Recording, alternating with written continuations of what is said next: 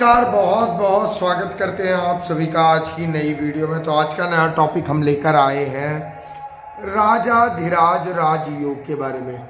तो इस टॉपिक पर मैंने 3 क्वेश्चन रखे हुए हैं जो लगभग सभी के यही है कि राजाधिराज राजयोग होता क्या है, और उसके बाद राजाधिराज राजयोग कब बनता है आपकी कुंडली में और कैसे बनता है, और इसको अगर लो है तो इसको और प्रबल कैसे करें, अगर ये कमजोर है तो इनको और प्रबल कैसे किया जाए। इस 3 विषय पर हम चर्चा करेंगे।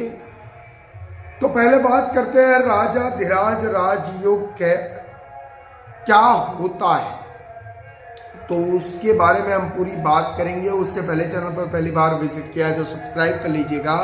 कुंडली विश्लेषण और रत्न के लिए आप दिए गए नंबर पर संपर्क कर सकते हैं, आपको बिल्कुल ही सटीक जानकारी दी जाएगी। बात करते हैं राजाधिराज राजयोग होता क्या है। तो वैदिक ज्योतिष शास्त्र के अनुसार, वैदिक ज्योतिष शास्त्र जो है उसके अनुसार अगर हम बात करें तो आपका जीवन किस दिशा में जाएगा और कितने अच्छे या बुरे फल देंगे, आपका जीवन कितने अच्छे या बुरे फल देगा, इस बारे में कुंडली के द्वारा काफी हद तक जान सकते हैं आप। कुंडली में विभिन्न भावों से किसी न किसी राजयोग का आप जानते हैं निर्माण होता है, जो व्यक्ति को तरक्की, मान सम्मान और अपार धन संपदा देती है। अपार मतलब जिसकी कोई सीमा ना हो उतने पैसे देती है। कुछ ऐसे भी राजयोग है। इन्हीं योगों में एक राजाधिराज राजयोग भी होता है। नाम से ही समझ में आ रहा होगा कि ये राजाओं का एक योग है जो राजा जैसा प्रभावी बनाता है। तो ये बनता कब है? कुंडली में राजयोग बनने की मुख्य भूमिका मां लक्ष्मी की है। राजयोग सभी मां लक्ष्मी से ही बनते हैं और विष्णु के स्थान ही होती है। बता दें कि जन्म कुंडली में पहला मतलब लग्न, चौथा यहाँ पर मैंने नंबर लिखा हुआ है, 7वां और 10वां, ये चार आप यहाँ से देख रहे होंगे। ये चारों के चारों यहां पर देखिए विष्णु का स्थान माना गया है। यहां पर भी विष्णु भगवान का स्थान माना गया है, यहां पर भी ये भी विष्णु भगवान का स्थान है और ये भी विष्णु श्री हरि का स्थान है,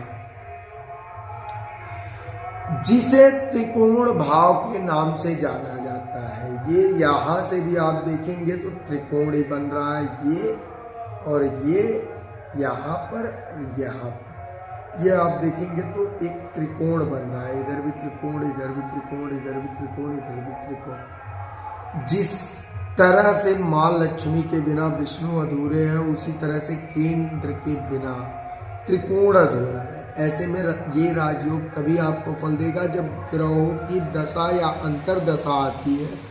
ऐसे में जब कुंडली के पहले भाव का स्वामी पंचम या फिर 9वें भाव में स्थित हो, पहला भाव का स्वामी मंगल, पहले भाव का स्वामी मंगल अगर यहां से उठ के 5वीं, पहले भाव का स्वामी होता है मंगल यहां से उठ के इस भाव में, सॉरी यहां पर माफ कीजिएगा, 5म भाव में या फिर 9वें भाव में, ये भी त्रिकोण ही बन रहा है, ये भी त्रिकोण ही बना। यहां से आप देखेंगे मंगल यहां, ये हो गया त्रिकोण। तो बिना केंद्र के त्रिकोण देखा ही नहीं जाएगा, कभी यहां से नहीं देखा जाएगा, यहां से कहीं से भी नहीं, सिर्फ केंद्र से, यहीं से त्रिकोण आपका देखा जाएगा। में स्थित हो तो राजयोग का निर्माण होता है। जन्म कुंडली की 7म भाव के स्वामी 5म भाव के स्वामी के साथ स्थित हो जाते हैं तो इस राजयोग का निर्माण होता है। जैसे 5वें भाव का स्वामी 5वें भाव का स्वामी सूर्य, सॉरी माफ कीजिएगा, सूर्य, और सप्तम भाव का स्वामी शुक्र होता है। अगर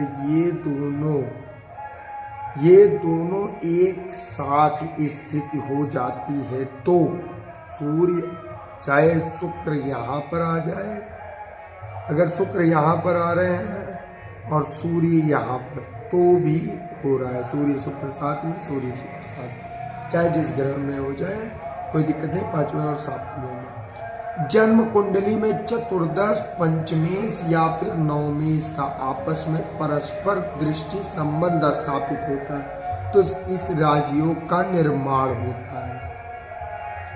सप्तम भाव का स्वामी पंचम या फिर नवम भाव में स्थित होने पर भी, जैसे सप्तम भाव का स्वामी शुक्र, पंचम यहाँ या फिर नवम यहाँ पर भी होने पर राजधिराज योग का निर्माण होता है। सप्तमेश के नवम भाव में होने पर भी इस योग का निर्माण होता है। जैसे सप्तमेश जो भी यहाँ पर ग्रह है लग्न में, वो अगर चलित में या नवमांश में, अगर वो आपके नवम भाव में आ जाते हैं, जैसे यहाँ पर मान लीजिए सप्तमेश आपका हो गया, इस समय पर शुक्र मानते हैं, शुक्र आपका सप्तमेश है, अगर वो नवम में आ जा रहा है तो भी राजधिराज योग का निर्माण हो जाता है।